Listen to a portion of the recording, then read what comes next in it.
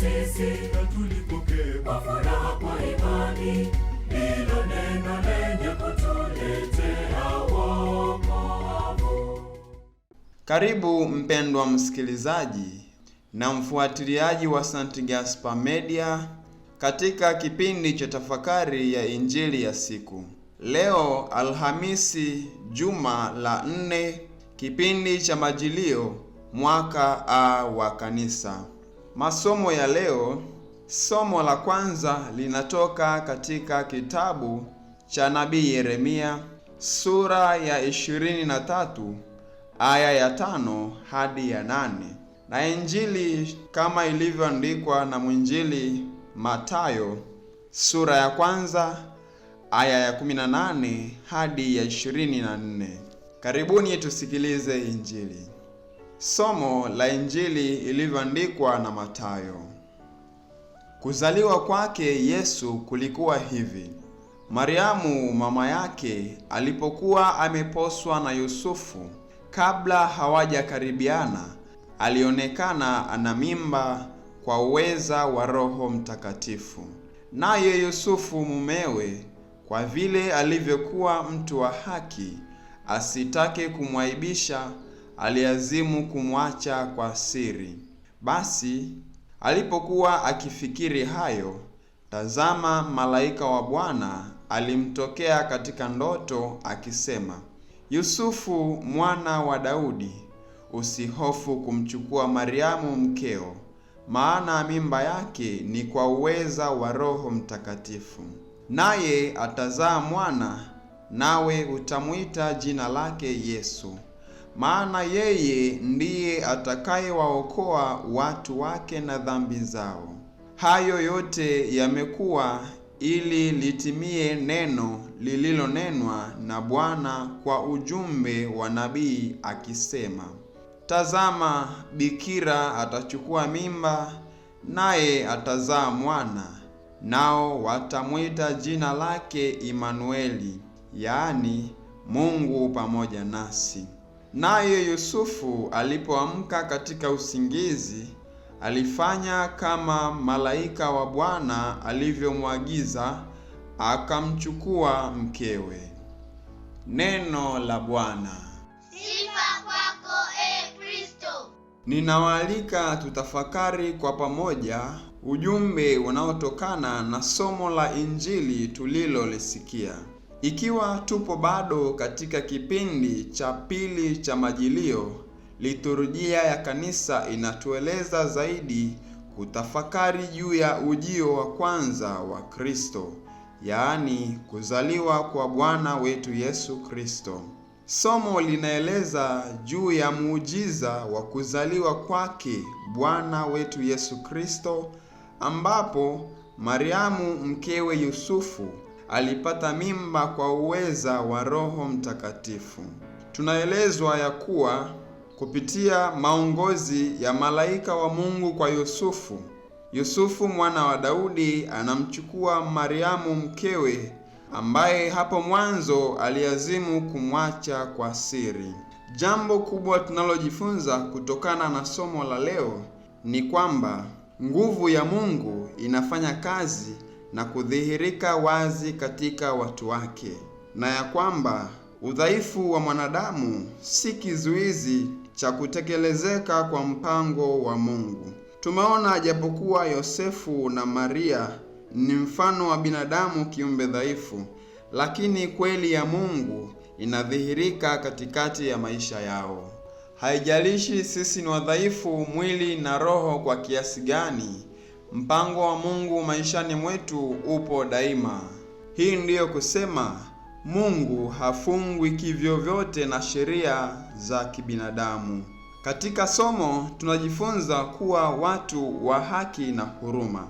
Ndugu zangu, maagano ya uchumba wa Kiyahudi yalikuwa na nguvu sana kiasi kwamba watu walimhesabu na kumwita mchumba mume kama bwana wa ndoa halisi wa mchumba wake.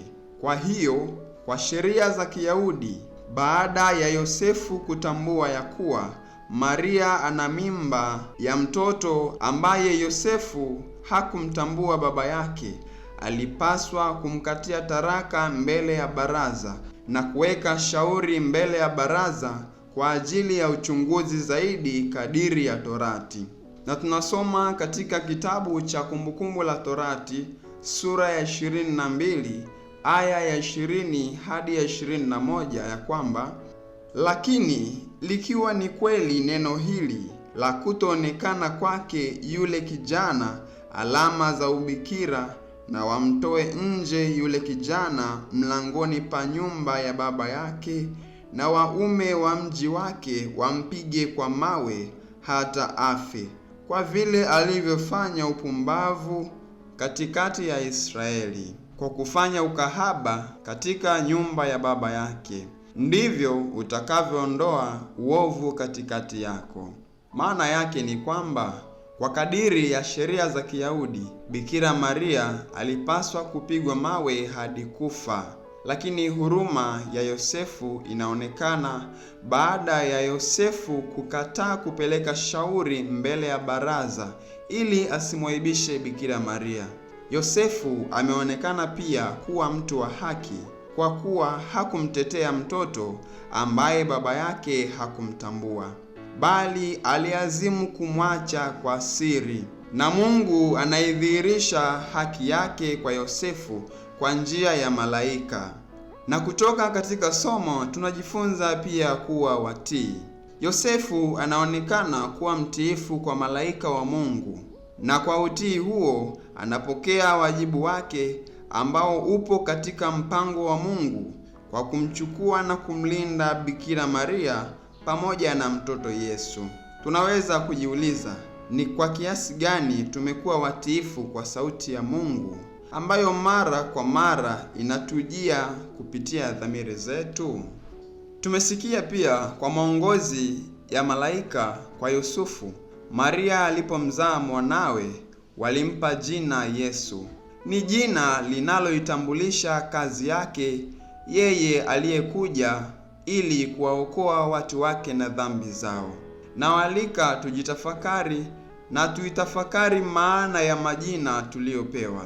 Ni kweli tunatambulika kwa maana njema za majina yetu? Na pia ni nafasi kwenu wazazi kutafakari maana ya majina tunayowapa watoto wetu, kwani jina hubeba utambulisho wa mtu. Kwa hivyo tuwape majina yenye maana nzuri watoto wetu. Tukiwa bado kwenye kipindi cha Majilio, nawaalika tufanye maandalizi ya kutosha tuweze kweli kumpokea Bwana wetu Yesu Kristo maishani mwetu.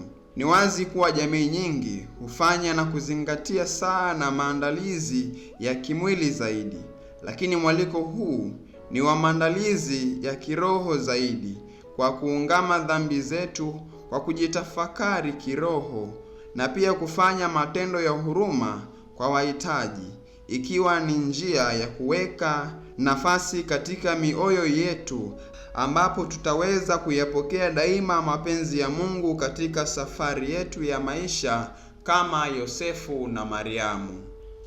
Ninakushukuru kwa kutafakari pamoja nami injili ya leo. Niliyekuletea tafakari hii ni mimi Frateri Emmanuel Fortunatus Bwire wa shirika la wamisionari wa damu takatifu ya Yesu kutoka seminari kuu ya Mtakatifu Gaspari del Bufalo, Kola, Morogoro. Itukuzwe damu ya Kristo! Milele amina. Neno la Bwana Yesu Kristo ni njia ya wokovu wetu, kwa hiyo inatupasa tulipokee. Neno la Bwana limekuja kwetu sisi, na tulipokee kwa furaha.